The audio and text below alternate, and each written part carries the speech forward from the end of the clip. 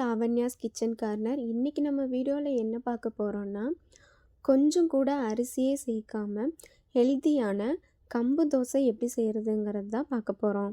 வீடியோக்குள்ளே போகிறதுக்கு முன்னாடி நம்மளோட சேனலை சப்ஸ்கிரைப் பண்ணாதவங்க சப்ஸ்கிரைப் பண்ணுங்கள். அப்படியே பக்கத்தில் இருக்க பெல் பட்டனை கிளிக் பண்ணிடுங்க. அப்போ தான் நான் போடுற ஒவ்வொரு வீடியோவும் உங்களுக்கு நோட்டிஃபிகேஷனில் வரும். வாங்க இப்போ வீடியோக்குள்ளே போகலாம். இப்போது ஒரு பாத்திரத்தில் 1.5 டம்ளர் அளவு கம்பு சேர்த்துக்கலாம்.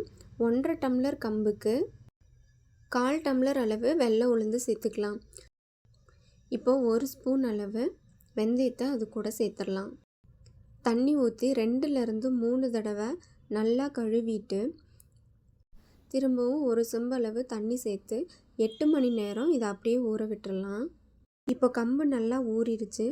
இதை தண்ணியை வடிச்சிட்டு ஒரு மிக்ஸி ஜாரில் சேர்த்துட்டு கொஞ்சம் கொஞ்சமாக தண்ணி சேர்த்து தோசை மாவு பதத்துக்கு அரைச்சி எடுத்துக்கலாம். அரைச்ச மாவை ஒரு பாத்திரத்தில் சேர்த்துட்டு 1/4 டீஸ்பூன் அளவு உப்பு சேர்த்து நல்லா மிக்ஸ் பண்ணிவிட்டு இதை 8 மணி நேரம் அப்படியே புளிக்க விட்டுடலாம். 8 மணி நேரத்துக்கு அப்புறம் ஓப்பன் பண்ணி பார்த்திங்கன்னா மாவு இந்த அளவுக்கு நல்லா புளிச்சு வந்திருக்கும். மாவை ஒன்றோட ஒன்றா கலந்து விட்டிங்கன்னா இந்த மாதிரி தோசை மாவு பதத்துக்கு கிடைக்கும். மாவு இப்போ தோசை சுடுறதுக்கு ரெடி ஆயிடுச்சு. மாவை இந்த மாதிரி தோசை ஊற்றிட்டு 2 பக்கமும் நல்லா கோல்டன் ப்ரௌன் கலரில் முருகலானதுக்கப்புறம் உங்களுக்கு பிடிச்ச சைடிஷோட சர்வ் பண்ணுறதுக்கு ரெடி ஆயிடுச்சு.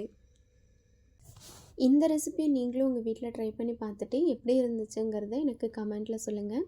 இந்த வீடியோ உங்களுக்கு பிடிச்சிருந்துச்சுன்னா லைக் பண்ணுங்கள், ஷேர் பண்ணுங்கள். மறுபடியும் நான் இதே மாதிரி வேறு ஒரு ரெசிபியோட உங்களை அடுத்த வீடியோவில் சந்திக்கிறேன். அது வரைக்கும் நன்றி, வணக்கம்.